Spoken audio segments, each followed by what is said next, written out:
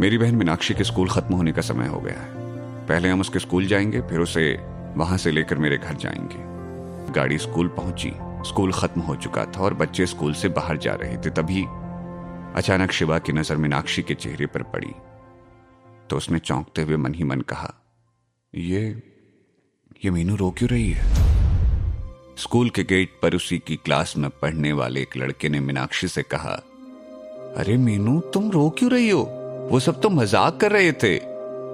तभी अचानक पीछे से मीनाक्षी की क्लास में पढ़ने वाले दूसरे लड़के सुभाष पिल्लई ने दूर से ही मीनाक्षी का मजाक उड़ाते हुए कहा, हाँ हाँ भाभी, हम तो मजाक कर रहे थे। हम सब तो एक ही क्लास में पढ़ते हैं, तो क्या एक दूसरे से मजाक नहीं कर सकते? वैसे भी हमने जो कहा वो तो सच ही था ना।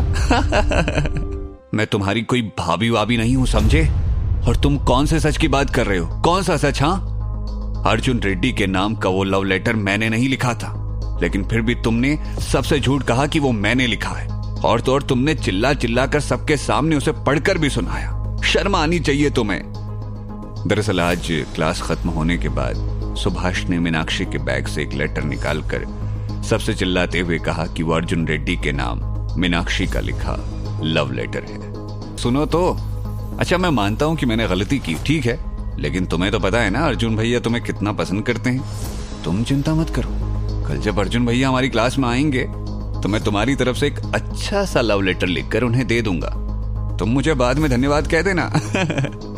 अरे जरा सोचकर तो देखो, अगर तुम अर्जुन भैया की गर्लफ्रेंड बन जाओगी तो किसी की मजाल है जो तुम्हारे ऊपर हंसे या तुम्हारा मजाक बनाए? हाँ? सुभाष के इस बात पर मीनाक्षी के बगल में खड़ी उसकी सहेली रोहिणी ने मुस्कुराते हुए मीनाक्षी का हाथ पकड़कर उसे ताना मारते हुए कहा, देखो मीनू, तुम्हारी बेस्ट फ्रेंड होने के नाते मैं सिर्फ इतना ही कहूंगी, आखिर अर्जुन की गर्लफ्रेंड बनने में हर्जी क्या है? अर्जुन रेड्डी के घर वालों के पास पैसों की कोई कमी नहीं है। वो लोग मर्सिडीज बेंज कार में सफर करते हैं और वो भी खुद के खास ड्राइवर के साथ। बस बहुत हुआ, तुम कैसी दोस्त हो? अगर वो लोग यही सब तुम्हारे बारे में कहें तो क्या तुम बर्दाश्त कर पाओगी? मुझे तो कोई फर्क नहीं पड़ता। रोहिणी की बात सुनकर मीनाक्षी ने उससे निराशा महसूस की, लेकिन उसे कुछ कहा नहीं। वो पलटकर वहां से जाने लगी, लेकिन तभी सुभाष अपने कुछ दोस्तों के साथ उसके सामने आकर खड़ा हो गया। लेकिन तभी अचानक उन्हें पीछे से तेज स्वर में एक कड़क आवाज सुनाई दी, जाने दो उसे। उस आवाज को सुनते ही वहां मौजूद सारे लड़के चौंक गए और पलटकर उस आवाज की तरफ देखने लगे। भैया! शिवा सब कुछ बर्दाश्त कर सकता था, लेकिन अपने पिता और बहन की आंखों में आंसू बर्दाश्त नहीं कर सकता था। इसलिए जैसे ही उसकी नजर मीनाक्षी की आंखों से बहते हुए आंसुओं पर पड़ी, वो अचानक गुस्से से पागल हो गया। उसका चेहरा गर्म लोहे की तरह तमतमाने लगा और उसकी आंखें सुर्ख लाल हो गई। उसने नजरें उठाकर घूरते हुए सुभाष की आंखों में देखा तो अचानक न जाने क्यों सुभाष को अपनी आंखों में तेज जलन के साथ बेतहाशा दर्द महसूस होने लगा और वो दर्द से करहाता हुआ कांपने लगा। उसे ऐसा लगने लगा मानो किसी ने उसकी गर्दन पर एक पैनी तलवार रख दी हो, जिसकी वजह से उसका दम घुटने लगा। सुभाष को घूरते हुए ऊंची आवाज में कहा, अगर अगली बार तुमने ऐसे जरूरत की तो मैं तुम्हारा वो हाल करूंगा जो तुम सोच भी नहीं सकते, समझे? शिवा की आवाज सुनकर सुभाष के साथ साथ बाकी के लड़के भी डर के मारे कांपते हुए एक साथ हामी में सर हिलाने लगे। आज शिवा ने गहरी सांस ली और मीनाक्षी को लेकर सड़क के दूसरी तरफ आ गया।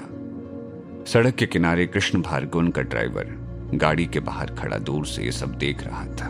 वह ने स्कूल के लड़कों को घूर कर देखा और आगे बढ़कर शिवा के लिए गाड़ी का दरवाजा खोलते हुए कहा, अरे अरे शास्त्री जी रुकिए।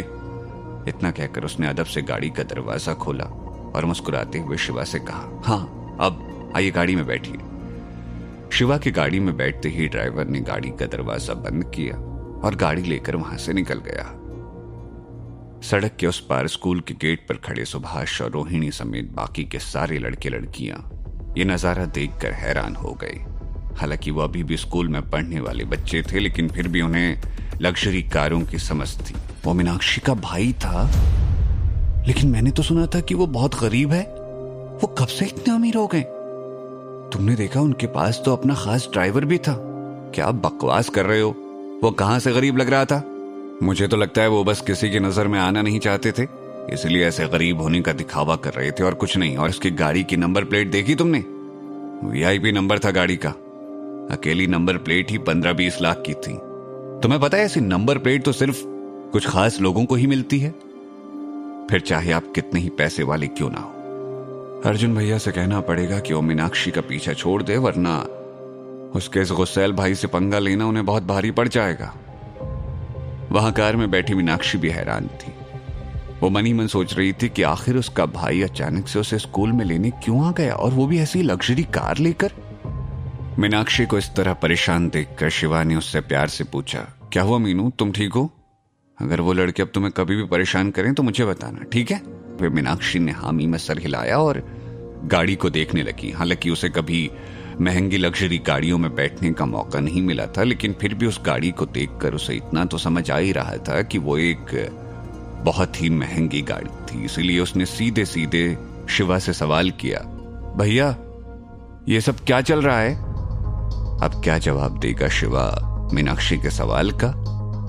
क्या वो उसे सब कुछ सच सच बता देगा, या फिर फिलहाल वो उसे एक कहानी सुनाकर बहला लेगा? जानने के लिए सुनिए हिस रीबर्थ ऑफ अ डिस्ट्रॉयर का अगला एपिसोड सिर्फ पॉकेट एफएम पर।